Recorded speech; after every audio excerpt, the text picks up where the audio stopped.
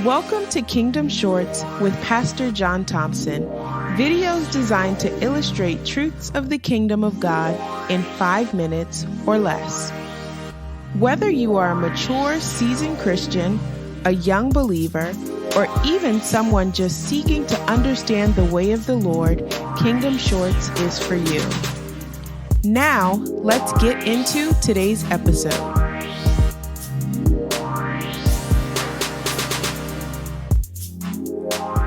Will the real you please stand up? When I was a kid, there was a TV show called To Tell the Truth. It featured 3 guests, each claiming to be the same person. 2 of them, however, were imposters. Only one of the mystery guests was the person each of them claimed to be. Contestants took turns asking each guest several questions until the time was up and they had to guess which one was the real McCoy.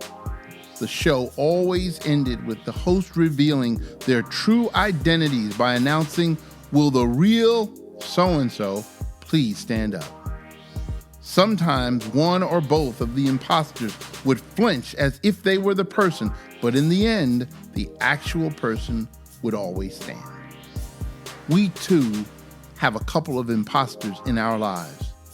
And until the real us stands up, no one playing the game of life with us will ever win. Each of us has alter identities, anti-self, always on stage right beside the real us, vying for legitimacy while seeking to deceive us as well as those who look on. The first imposter is my flesh, my lower nature that naturally pulls me down as a weight hung around my neck. In Romans chapter 7, verse 18, Paul said, "For I know that in me, that is in my flesh, nothing good dwells." My flesh is the selfish part of me, the part of me that is always seeking attention, and the part of me most likely to tell you exactly where to go and just how to get there. Perhaps this is why Romans chapter 8, verse 13 warns us not to live according to the flesh, but instead to put to death our worldly, selfish thinking and the words and deeds that flow out of that part of us. This is one imposter that will rob us of our destiny, honor, and self-respect if we ignore its threat and allow it to pose as the real us. The second imposter is my image, the projection of me that I promote before others to make me look better than I am. My image is the me I wish I was, or at least the me I'd like others to see when they look at me. Carefully crafted and meticulously calculated to manipulate the opinions of others, what is most damaging about my image is that it's unnatural, contrived, and hatched in the imagination of my mind. This imposter will also injure us and the people connected with us when either the other imposter, the flesh, or the real us shows up. Every shameful scandal involves the dethroning of an image someone built. In between these 2 imposters is the real me. It's the me that I was created to be. It's the me that I have been anointed to be. It's the me that God had in mind when He created me in His image and likeness.